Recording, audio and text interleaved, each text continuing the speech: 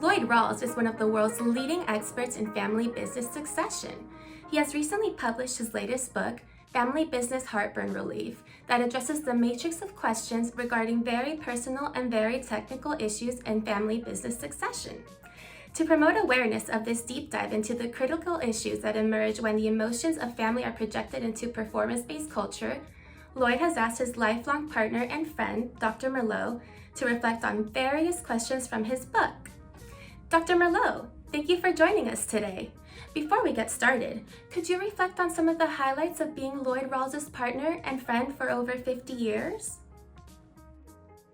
Well, hold on there, little lady. I don't want you to make too many assumptions regarding my relationship with Loyd. Yes, I've known him since Barry Manilow was in a diaper.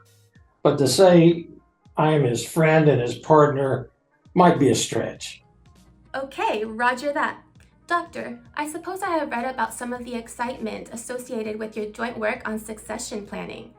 However, for the time being, we all recognize that you do have some sort of relationship with Loyd because he has invited you and you have agreed to reflect on excerpts from his latest book. Maybe on future blogs, you can expand on your relationship, explain how you became Dr. Merlot, and even offer some of your pearls of wisdom. Well, sounds good on the back palate. However, let's don't dive too deep here because, forethought is overrated. I really think it is. And so let's just go with it. All right, you gave us an unsolicited pearl of wisdom. Moving on. The question today is, how do I best prepare for the challenges and complications of an in-law employee? Well, it just so happens that I have taken Loyd's writings. He's an ambitious little devil, you know that? And I have, I've looked him over and I'm going to read what he's written and potentially make some comments. But unless he steps in it or leaves it real short, I think I'll just leave it with what he says here. And your question was, how do I prepare for the challenges and complications of an in-law employee? Excuse me, I just need to have a little sip here. So, with what Loyd said, the ownership and leadership of a successful family business includes a perpetual gauntlet of confrontations between operating a productive, efficient business and leading a compassionate, caring family. To be sure, if you're blessed with married children, and if you are forced to consider employing an in-law, this will be your biggest challenge. The best and only method of effectively preparing for an in-law employee is to get ahead of this hot potato. If you get surprised or are forced to consider this issue of employing an in-law, you'll find yourself playing catch up or worse, digging yourself a deep black hole. Guaranteed any reaction to this surprise other than thank you so much for making my day will piss off one or more of a group that is very important to you and to your business. So be a good Boy Scout, be prepared. The only good answer about employing an in-law is I've been giving this subject some thought and I'd be pleased to share with you those thoughts.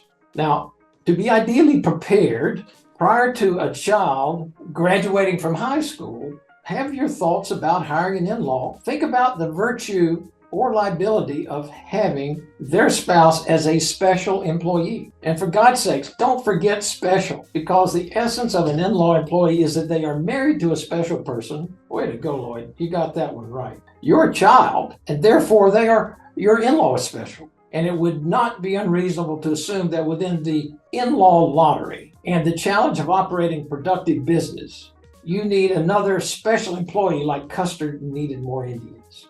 If the inherent distractions of business operation protract your preparation for an in-law, don't consider all lost. When your child begins to seriously date or announce an engagement, look this prospective family member square in the eye and ask, do I want this guy, this girl working for me? Don't get hung up on the nose rings, the hairstyles, the diction, the good looks, education, or pedigree. Think about the emotional distortion in-laws can create, symbolized by the concept of a dog biting the hand that feeds it. Your strategy should be that by assuming you have lost the in-law lottery, and if the luck of the draw gives you an outstanding candidate, then you're dealing with house money. Unfortunately or fortunately, depending on the ultimate outcome, you will not be totally in control of the decision of whether or not you should hire an in-law. The metaphoric phrase, too many cooks in the kitchen, perfectly describes this top-tier family business conundrum.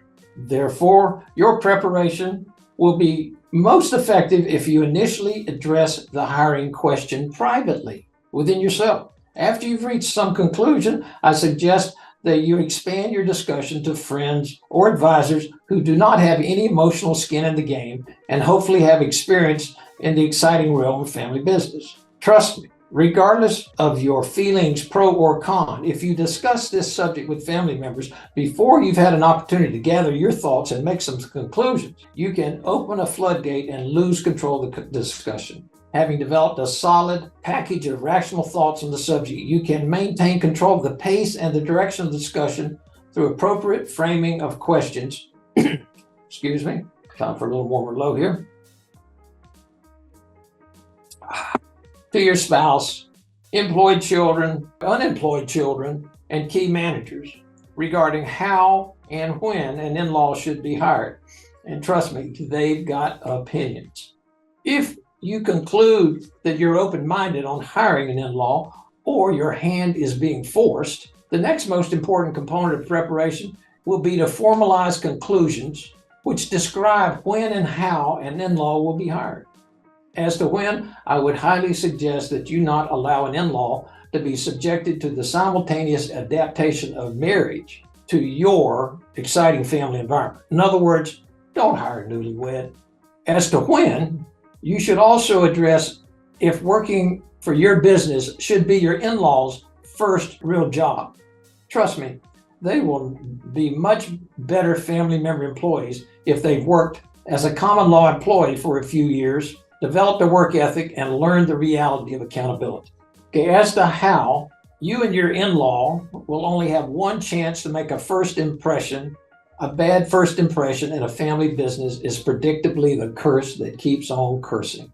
Therefore, you're considering a litany of circumstances, all of which can have profound impact on the successful matriculation of a new family member employee, such as how will we assign their first job? What will be their title? How will we supervise and train? How will we compensate? How will we hold them accountable? These are questions that should not be addressed as they arrive. That would be a formula for family business excitement that can simultaneously challenge the productivity of your business, the harmony of your family, and your sanity. Well said, Loyd. The more how questions you can identify, address, and formalize, the more prepared you will be to address an in-law in your business. So in closing, I've got to agree with Loyd that you should be a good Boy Scout and be prepared. Because if you get behind the consideration, the dialogue, or the decision to hire an in-law into your business, you're going to be in deep kimchi. So be prepared. I think Loyd covered the context here pretty good, although I think I would improve some of his grammar and no doubt some of his language. Thank you.